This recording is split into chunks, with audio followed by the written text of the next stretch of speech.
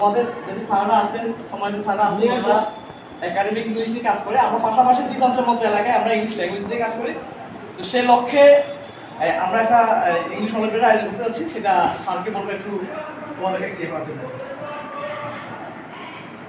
English olympiad ৬ষ্ঠ থেকে ৯ম শ্রেণী। মূলত এটা হচ্ছে যে তোমাদের যে ইংরেজি ভীতি রয়েছে, তো ওনারা যে আয়োজন করেছেন বা আমি মনে করি এটা অবশ্যই ভালো। ঠিক আছে, আমাদের ইংরেজিতে একটা ভীতি এখনো, English as an international language, ঠিক আছে, কিন্তু আমরা এখনো কিন্তু এটাতে কি অনেক ভয় পাই যে একটা সেন্টেন্স বলতে গিয়ে আমাদের মানে গলদঘর্ম অবস্থা।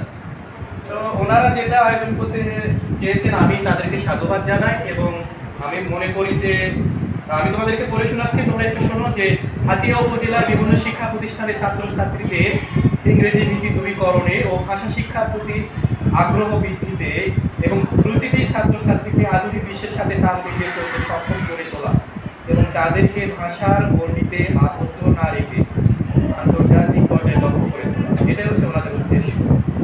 তো 3টি রাউন্ডে উক্ত অলিম্পিয়াডটির আয়োজন করা হবে। প্রথম রাউন্ড, তার মধ্যে আছে রাইটিং টেস্ট আছে, এরপরে আছে তোমাদের বেসিক গ্রামার এবং ইংলিশ প্রেজেন্টেশন আছে, উপস্থাপনা করতে হবে। ঠিক আছে, তোমাদের এখানে সিলেবাস দেওয়া আছে, এটা আপনারা কি কপি দিবেন? এটা হচ্ছে আমরা হচ্ছে মূলত তোমরা যখন রেজিস্ট্রেশনটা করবা, যারা রেজিস্ট্রেশন করবা তাদের প্রত্যেককে আমরা যে শীটগুলো আছে শীটগুলো দিয়ে দিব, সিলেবাসটাও দিয়ে দিব। এখানে সিলেবাস এবং এটা আছে, এটা কবে এটা হবে? এটা হচ্ছে সম্ভাব্য ডেট হচ্ছে নভেম্বরের ফার্স্ট উইকে। ওটা টিচারদের সাথে আমরা আলাপ আলোচনার মাধ্যমে আগ পর করে আমরা এটা করবো। সম্ভাব্য ডেট নভেম্বর ফার্স্ট উইকে আমরা। প্রতিযোগিতায় বিজয়ীদের মধ্য থেকে প্রথম 5 জনকে বিদেশ ভ্রমণের জন্য নির্বাচিত করা হবে।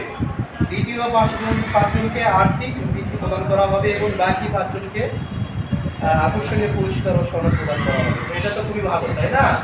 বিদেশ ভ্রমণের মতো একটা অফার তারা দিয়েছে তোমাদেরকে।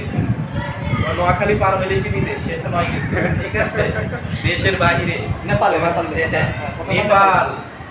হচ্ছে সেই তোমাদের কি হিমালয় পর্বত আছে, তাই না?